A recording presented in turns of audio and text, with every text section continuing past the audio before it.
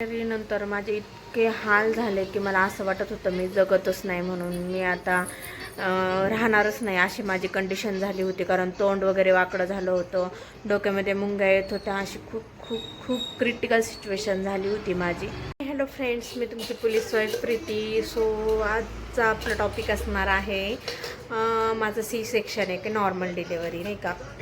तर माझं friends C सेक्शनच आहे ॲक्च्युली. म्हणजे आता कसं सांगू मी, ॲक्च्युली ना आता प्रेग्नन्सी म्हणजे माझी प्रेग्नन्सी इतकी क्रिटिकल होती ना, खूप म्हणजे खूप क्रिटिकल होती. मला PCODचा त्रास असल्यामुळे ना मला एक म्हणजे लवकर कन्फर्मच झालं नाही. आणि ज्यावेळेस कन्फर्म झालं ना त्यावेळेस बाळ 7 ते 8 आठवड्याचं होऊन गेलं होतं. आणि त्यावेळेस मला कन्फर्म झालं, त्यावेळेस आमची सोनोग्राफी करण्यानंतर आम्हाला समजलं की प्रेग्नन्सी आहे म्हणून, कन्सीव्ह झालं आहे म्हणून. सो त्यानंतर म्हणजे मला कळलं. आणि मग हा प्रॉब्लेम इतके क्रिटिकल राहिली होती ना, कारण माझे एक याच्या अगोदर आहे ना एक मिसकॅरेज झालं होतं. सो त्यामुळे मग मला आहे ना आठवड्याला म्हणजे दर आठवड्याला आहे ना एक इंजेक्शन असायचं. कारण जी मला कन्सीव्ह झालं होतं ना त्याला काहीच नुकसान होऊ नये त्यासाठी दर आठवड्याला होतं. आणि त्यानंतर 7वा महिना वगैरे लागल्यानंतर आहे ना इतका BP वाढायचा माझा, आणि इतके हातपाय वगैरे सुजले होते. आणि राहिल्यापासूनच इतकं क्रिटिकल होती माझी प्रेग्नन्सी की डॉक्टरांनी सांगितलं होतं एखाद्या वेळेस आहे ना बाळाचं वजन वगैरे वाढणार नाही, आणि तुमचं पण BP वगैरे वाढण्याची शक्यता आहे, आणि बाळाचं वजन वाढणार नाही आणि तुमचं जास्त वजन वाढेल. आणि म्हणजे तसं आपण प्रयत्न करू बाळाचं वजन वगैरे वाढायला. पण बाळाचं वजन नाहीच वाढलं तर बाळाला काचत वगैरे ठेवावं लागेल. तर बघू, आपण प्रयत्न करूया असं आम्हाला 3ऱ्या महिन्यापासूनच सांगितलं होतं. सो त्यामुळं म्हणजे खूप मी असं म्हणजे टेन्शनमध्ये पण होते. आणि 7व्या महिन्यातच मग मी माहेरी वगैरे गेले, कारण खूप क्रिटिकल पण होतं. बाळाचं वजन आहे ना खूप खूप कमी होतं, त्यामुळं मग मला माहेरीच ठेवलं होतं. तर मग मी 7व्या महिन्यापासूनच माहेरी होते. मग मला माझं स्वतःचं बाळाचं वजन वाढण्यासाठी मला माझं स्वतःचं आहे ना जवळपास 30 किलो वजन वाढवावं लागलं. त्यावेळेस आहे ना बाळ माझं कमीत कमी ना 2-2.5 किलोपर्यंत भरलं होतं ज्यावेळेस झाली त्यावेळेस सिया. तर इतकी क्रिटिकल होती माझी प्रेग्नन्सी. आणि मग फायनली आम्ही निर्णय घेतला 9व्या महिन्यामध्ये. तर मग म्हणजे जानेवारी 22 म्हणजे जानेवारी 10-18लाच आम्हाला ॲडमिट व्हायचं सांगितलं होतं. पण मग आम्हीच म्हटलं की 18 तारखेला ॲडमिट व्हायला सांगितलं होतं, पण आमचंच म्हणजे 22 तारखेला जे आहे राम मंदिर त्याचं उद्घाटन होतं त्यावेळेस अयोध्यामध्ये. मग म्हटलं चला एक शुभ दिवशी आपली म्हणजे सिझेरियन तर फिक्स होतं, कारण मला 3ऱ्या महिन्यापासूनच सांगितलं होतं की तुमची प्रेग्नन्सी क्रिटिकल आहे. त्यामुळे सिझेरियन तर फिक्स होतं माझं. तर मग 22 तारखेला ठरलं सिझेरियन वगैरे. आणि सकाळी 8 वाजता आहे ना, म्हणजे सकाळी 7 वाजता आहे ना मला सिझरसाठी आतमध्ये घेतलं होतं. आणि म्हणजे मला घेतलं होतं 7:30 ते 8 वाजेपर्यंत बाळ बाहेर आणि मी पण बाहेर होते सगळं होऊन. तर असे माझं म्हणजे सिझेरियन झालेलं आहे. पण त्यानंतर इतकं भयंकर घडलं ना, इतकं भयंकर घडलं ना माझ्यासोबत की मी सांगू शकत नाही. कारण आहे ना मला इतका त्रास झाला डिलेवरीनंतर की सगळ्यांना डिलेवरीनंतर एकदम बाळ सुखरूप झालं. आम्हाला बाळाची चिंता होती, डॉक्टरांनी सांगितलं होतं एखाद्या वेळेस बाळाला काचेत ठेवावं लागेल, त्यामुळे आम्हाला त्याची चिंता होती, पण ते नाही झालं शक्य. पण मला इतका त्रास झाला की सांगू शकत नाही. पहिले 5 दिवस मी हॉस्पिटलमध्ये होते ना त्यावेळेस मला काहीच नाही जाणवलं, आणि काहीच नाही म्हणजे जे रेग्युलर आहे तसं सगळं चालू होतं. बाळ पण नॉर्मल होतं, मी पण नॉर्मल होते, मी पण हळूहळू कवर होत होते.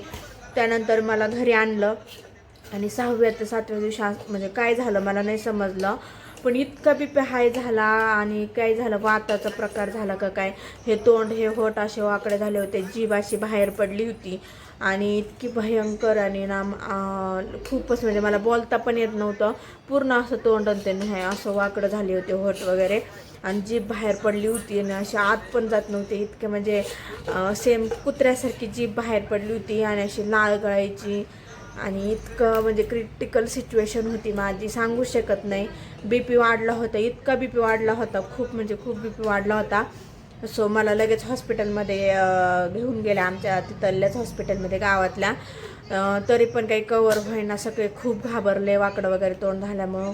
आणि सगळं हे असं वाकडं, आणि हे जे आहे ना जबडा, हा हे दात जे आहेत ना साईडचे, ते दातामध्ये जाऊन सगळं असा बसायचा. इतका म्हणजे हे जे दाबाड असतात ना ते पण माझे बसत होते. आणि ना इतका चावा घेण्यात आला होता की आतून सगळं म्हणजे सगळे गाल सुजले होते ना आतून सगळे. म्हणजे मला असं मला काय होत होतं मला सांगू शकत नाही. आता ती सिच्युएशन आठवली ना तर मला अजून पण मला त्यावेळेस असं वाटत होतं की मी जगतच नाही म्हणून. कारण नाही का इतके माझे हाल झाले होते.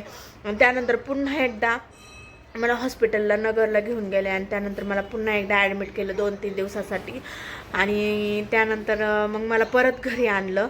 तर सो घरी आणल्यानंतर म्हणजे त्यावेळेस मी हॉस्पिटलला वगैरे गेल्यानंतर मग डॉक्टरांनी ट्रीटमेंट वगैरे केली, मला पुन्हा एकदा सलाईन वगैरे चालू केले.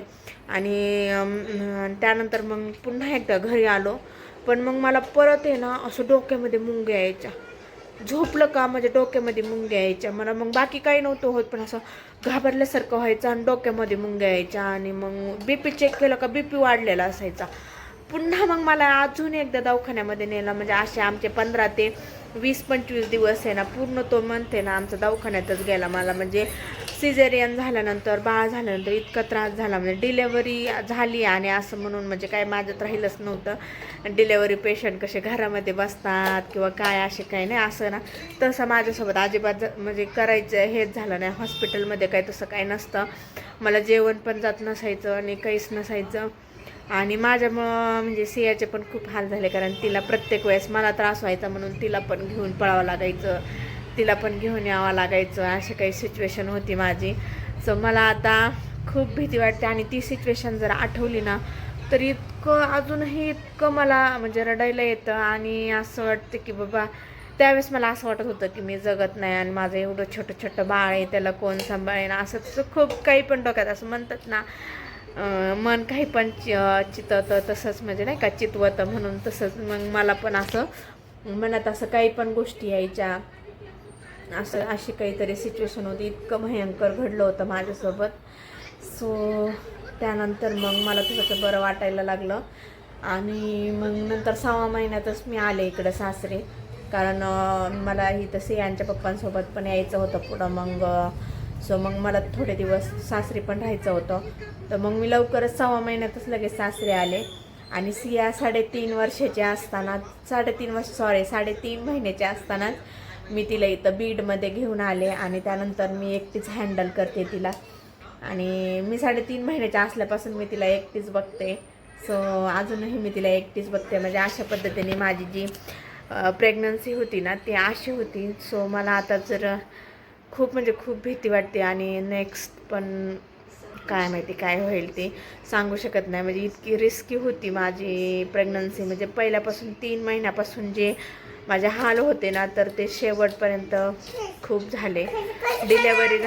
डिलेवरी झाल्यानंतर सुद्धा इतके हाल झाले माझे, भयंकर हाल झाले. सो अशा पद्धतीने माझी सिच्युएशन होती त्यावेळेस.